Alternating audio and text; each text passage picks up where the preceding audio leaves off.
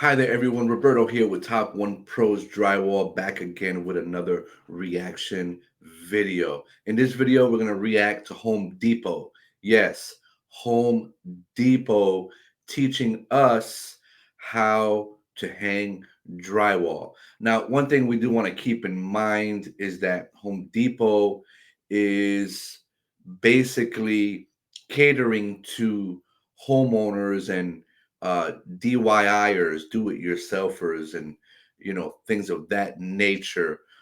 They're not really trying to teach professional drywallers, right?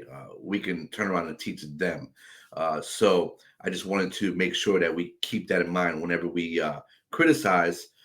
We have to keep in mind that they are really not professionals, and they are, teaching or catering to a homeowner base or a do-it-yourselfer base. So without further ado, let's dive right off into this. Finishes. And great finishes can lead to more great starts. Follow these tips and techniques to start strong, finish strong, and keep your project running smoothly.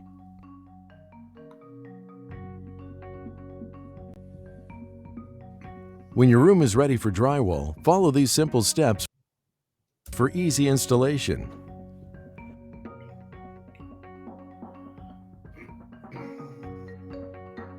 The first step to a successful drywall installation The first thing we notice is that they're not professionals because of the way that the drywall is placed or how they're cutting, the drywall. If they hung drywall every day, every week, every month, um, they wouldn't be cutting the drywall like that.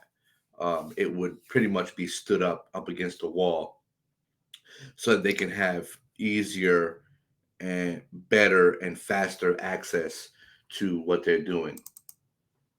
Measure your wall and ceiling surfaces and mark them down. Then determine whether you're going to install your panels horizontally or vertically. So yeah, for sure. Keep That's in something mind, that you your goal wanna is to have the least number of is you joints want to possible.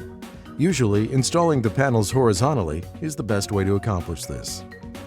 Yeah, that's definitely something you want to do. You want to prepare the area, make sure that everything is ready for the drywall to go up on the walls and the ceilings.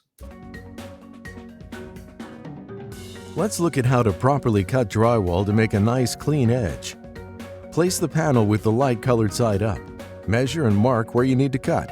Using a T-square and a sharp utility knife, score along the mark, just deep enough to cut through the face paper and part of the core.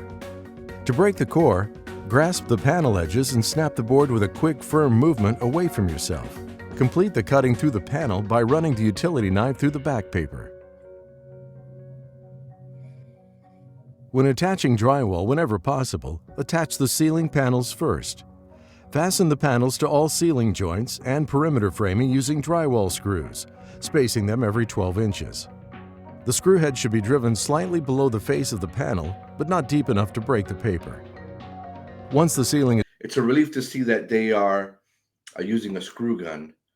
Uh, a lot of these presenters for Home Depot, whenever they do these things, they don't use a drywall screw gun. They're using a drill.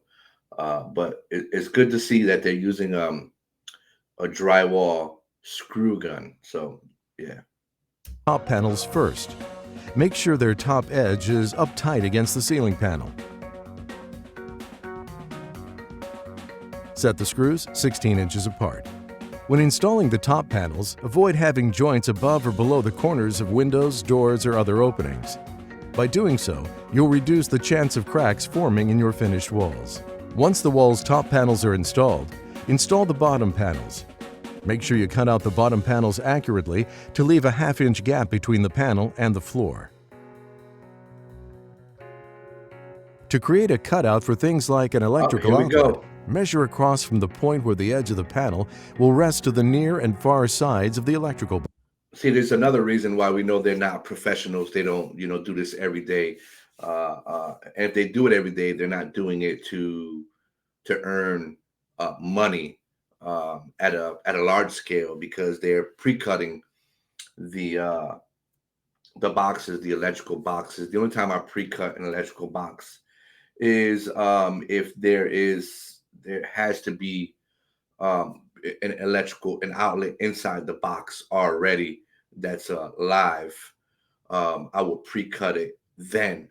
But and any other point, we use what we call a router to router out the boxes.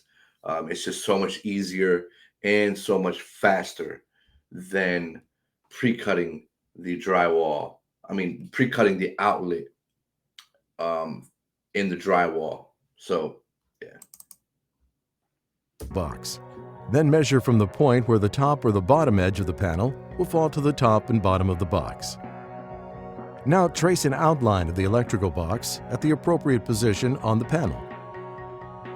Then cut with a keyhole saw.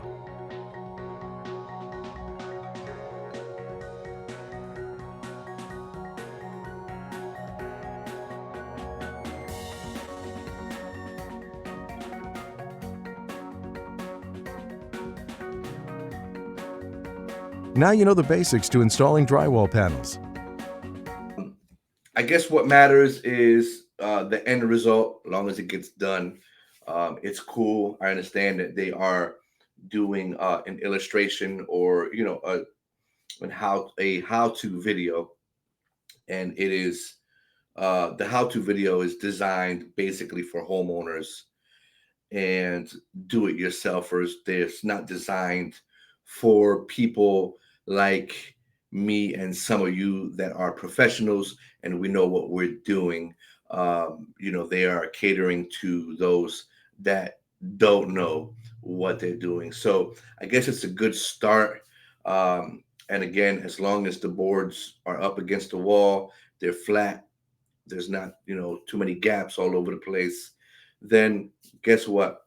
Kudos to them. Yeah, so if you like this kind of content, be sure to like, share, and subscribe so that when we upload, you'll get notified. Yeah, so we'll check you out on the next one. Peace. I'll keep on running back to you.